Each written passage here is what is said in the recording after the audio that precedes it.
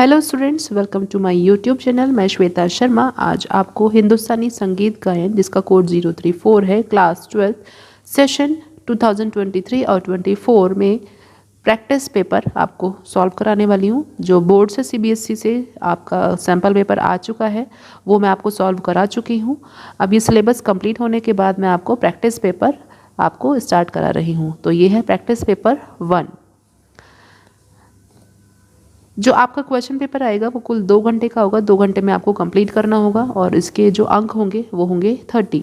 इसके सामान्य निर्देश इस प्रकार हैं। इसमें 3 खंड होंगे, खंड ए, बी और सी। खंड क, ख, ग। खंड क में कुल 8 प्रश्न होंगे और सभी प्रश्न अनिवार्य होंगे। ये एमसीक्यूज में होंगे और प्रत्येक प्रश्न 1 अंक का होगा। मीन्स 8 नंबर के 8 क्वेश्चन होंगे। खंड ख में लघु उत्तरीय प्रश्न होंगे। सभी प्रश्न अनिवार्य हैं। कुल 5 प्रश्न होंगे और प्रत्येक प्रश्न 2 अंक का है। खंड ग में कुल 2 प्रश्न होंगे और सभी दोनों ही प्रश्न अनिवार्य हैं और प्रत्येक प्रश्न 6 अंक का है। खंड ख और खंड ग इन दोनों खंड में इंटरनल चॉइस होगी। मीन्स 2 क्वेश्चन दिए जाएंगे, उसमें से कोई भी एक करना होगा। तो दोनों खंड में, दोनों सेक्शंस में इंटरनल चॉइस होगी। तो आइए स्टार्ट करते हैं। खंड क, पंडित कृष्णराव शंकर पंडित किस घराने से थे? दिल्ली घराना, पटियाला घराना, ग्वालियर घराना या आगरा घराना? तो पंडित कृष्णराव शंकर पंडित ग्वालियर घराने से बिलोंग करते थे। तो इसका सही आंसर है ग, ग्वालियर घराना। प्रश्न नंबर 2, 7 स्वरों के क्रमयुक्त आरोह अवरोह करने को क्या कहते हैं? जाति, मूर्छना, ग्राम या थाट? तो 7 स्वरों के क्रमयुक्त आरोह अवरोह करने को हम मूर्छना कहते हैं। तो सही आंसर है ख, मूर्छना।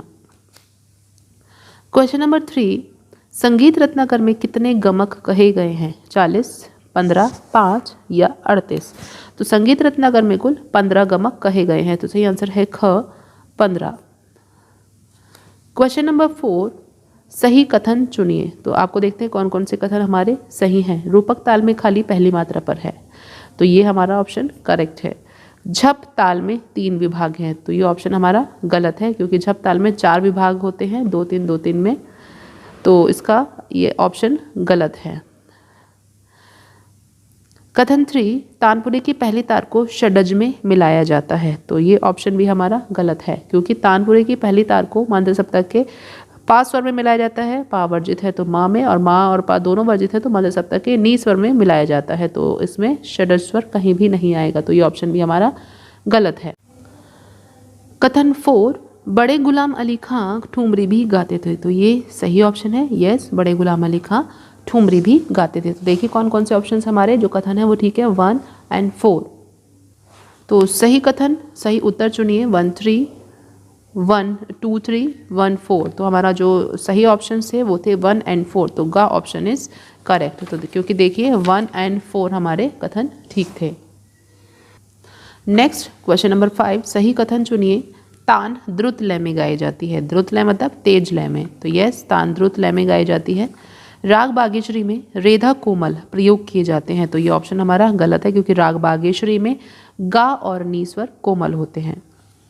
नेक्स्ट, शंकर राव शंकर पंडित का संबंध ग्वालियर घराने से है। शंकर राव इनके कृष्णराव शंकर जी के फादर थे। तो ये ऑप्शन हमारा सही है, उनका संबंध ग्वालियर घराने से था। आहुबल जी ने स्वरों की स्थापना वीणा की तार की लंबाई पर की।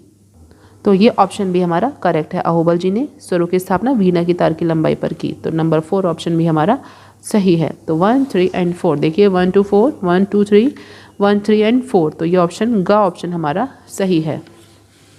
प्रश्न नंबर 6, सूची 1 को सूची 2 से मिलान करें। सूची 1, धमार ताल। धमार ताल में 14 मात्राएं होती हैं। संगीत रत्नाकर के रचयिता हैं पंडित शारंग देव जी। झप ताल में होती हैं 10 मात्राएं और संगीत पारिजात पंडित आहुबल जी ने लिखा। तो ए का 2, बी का 1, सी का 4 और डी का 3। तो ख ऑप्शन हमारा करेक्ट है। प्रश्न 7, कथन 1, संधि प्रकाश राग दोपहर के समय गाए जाते हैं। तो ये ऑप्शन हमारा गलत है। संधि प्रकाश राग संध्या के समय गाए जाते हैं। नेक्स्ट ऑप्शन है संगीत रत्नाकर में 8 अध्याय हैं। तो ये भी हमारा ऑप्शन गलत है। संगीत रत्नाकर में 7 अध्याय हैं, इसलिए इसे सप्ताध्यायी भी कहा गया है। तो दोनों ही ऑप्शन हमारे गलत हैं। तो देखते हैं जो सही विकल्प है क्या है। कथन 1 और 2 दोनों सही, कथन 1 और 2 दोनों गलत, तो ख ऑप्शन हमारा करेक्ट है। प्रश्न नंबर 8, कथन 1 भैरव प्रातःकालीन संधि प्रकाश राग है, तो ये ऑप्शन हमारा करेक्ट है। यस, ये भैरव एक प्रातःकालीन संधि प्रकाश राग है। कथन 2 राग भैरव में रे पा स्वर वर्जित होते हैं, तो ये ऑप्शन हमारा कथन हमारा गलत है, क्योंकि राग भैरव में कोई भी स्वर वर्जित नहीं होता है। तो कथन 1 और कथन 1 सही है, परंतु कथन 2 गलत है। तो कथन 1 और 2 दोनों सही है, दोनों गलत है। कथन 1 सही किंतु कथन 2 गलत है, तो ये ऑप्शन हमारा करेक्ट है। तो ये हुआ हमारा सेक्शन ए कंप्लीट। अब चलते हैं सेक्शन 2 की तरफ, सेक्शन खंड ख। प्रश्न नंबर 9, निम्न में से किन्हीं 3 को परिभाषित कीजिए। अलंकार, आलाप, तान, मूर्छना। तो इनमें से हमें किन्हीं 3 को परिभाषित करना है, किन्हीं 3 की परिभाषा लिखनी है। जो भी आपको अच्छे से आती हो उसको आप कर सकते हैं। अथवा में जो क्वेश्चन दिया गया है वो है राग भैरव का पूर्ण परिचय लिखिए। तो राग भैरव का इसमें पूर्ण परिचय लिखना है विद आरोह अवरोह पकड़।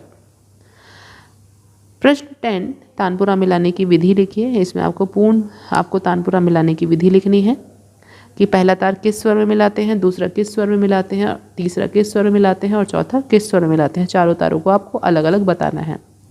अथवा में जो चॉइस में है, चॉइस में कोई भी क्वेश्चन एग्जाम में आ सकता है, ऐसा नहीं है जो मैंने दिया है वही क्वेश्चन आए। फैयाज खां का संगीत में योगदान बताते हुए उनका परिचय लिखिए।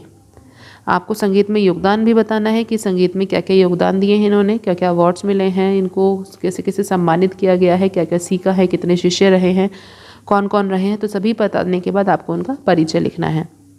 प्रश्न नंबर 11, संगीत पारिजात का संक्षिप्त विवरण दीजिए। संगीत पारिजात का आपको संक्षिप्त विवरण मीन्स अच्छी तरीके से आपको विवरण इसमें देना है। और जो चॉइस में क्वेश्चन दिया गया है वो है झपताल का परिचय देते हुए उनकी ठा एवं दुगुन लिखिए। इसमें झपताल का परिचय भी देना है, उसकी ठा मीन्स इगुन और दुगुन दोनों लिखने हैं। प्रश्न नंबर 12, निम्न में से किन्हीं 3 को परिभाषित कीजिए। यहाँ पे 4 परिभाषाएं दी हुई हैं, इसमें से कोई भी आपको 3 परिभाषाएं लिखनी है। गमक, मुर्की, ग्राम, मीन। तो इसमें से कोई भी जो आपको अच्छे से आती हैं वो आप लिख सकते हैं। अथवा जो चॉइस में क्वेश्चन है, संगीत रत्नाकर का संक्षिप्त विवरण दीजिए। संगीत रत्नाकर का इसमें विवरण आपको करना है।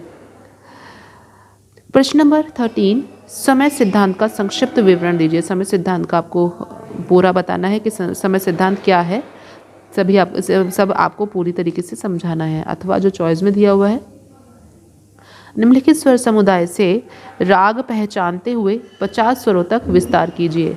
देखिए कौन सा राग है ये, नी सा गा मा धा नी। अब देखिए गा और नी स्वर कोमल है, गा नी कोमल के साथ धा कोमल नहीं है, इट मीन्स ये मालकोस नहीं है।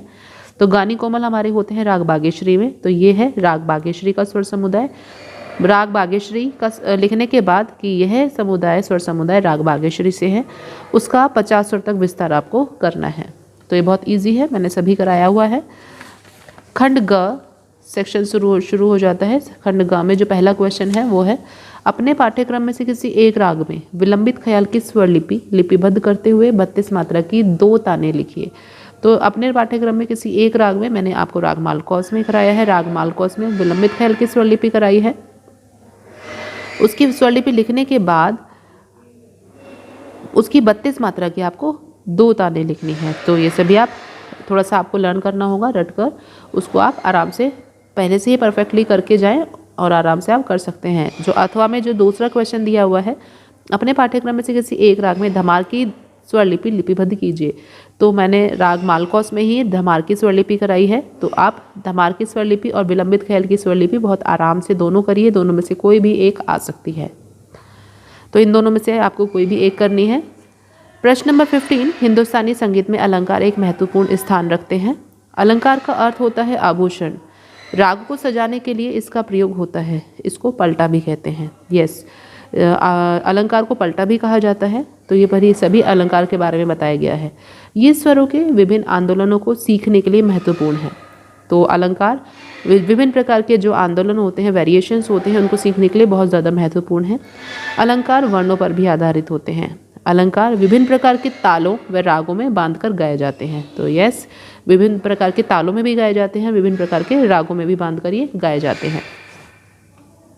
तो निम्नलिखित गद्यांश को पढ़कर 3 विभिन्न तालों में 3 विभिन्न वर्णों पर 6 अलंकार लिखे। तो इसमें आपको 3 विभिन्न तालों में मैंने आपको कराया है रूपक, कहरवा और दादरा। दादरा, कहरवा और रूपक तालों में करवाया है।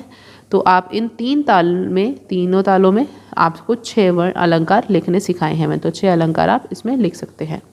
अथवा जो चॉइस में आया है, ध्रुपद या ख्याल या ध्रुपद गायकी किस समकालीन कलाकार से आप ज़्यादा प्रभावित हैं। जो ध्रुपद या ख्याल गायक हैं तो गायकी के किस समकालीन गायक से आप ज़्यादा प्रभावित हैं, ज़्यादा इम्प्रेस हैं, उनकी शैली का अपने शब्दों में आपको गंभीरतापूर्वक विश्लेषण करना है। इसमें आपको क्या क्या बताना है कि वो किस घराने से थे, उनके शिष्य कौन थे, उनकी टेक्निक्स क्या थी, उनकी शैली क्या थी, तो इन सभी चीज़ों के बारे में आपको बताना है। तो इसमें आपको मैंने फैयाज़ खां जी के बारे में लिखवाया है। तो ये इस तरीके से मैं आपको प्रैक्टिस पेपर थोड़ा सा करवाऊंगी। सिलेबस आपका कंप्लीट मैं यूट्यूब चैनल पे अपलोड कर चुकी हूँ। तो ये प्रैक्टिस पेपर 1 है, अभी और भी प्रैक्टिस पेपर मैं लेकर आऊँगी।